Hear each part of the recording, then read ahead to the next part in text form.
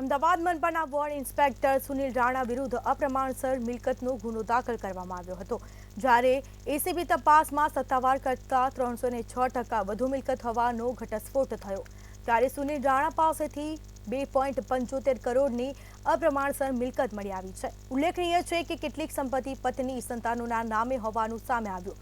વૈષ્ણોદેવી વિસ્તારમાં સુનિલ રાણાનો ફ્લેટ છે। ઉપરાંત જસ્મીન ગ્રીન 1માં બ્લોક સીના 503 લક્ઝુરિયસ ફ્લેટ છે। આ ફ્લેટ પત્ની મનીષા રાણાના નામે હોવાનું સામે આવ્યું છે, તો બીજી તરફ એસીબીએ ધરપકડ કરી આ મામલે વધુ તપાસ શરૂ કરી છે।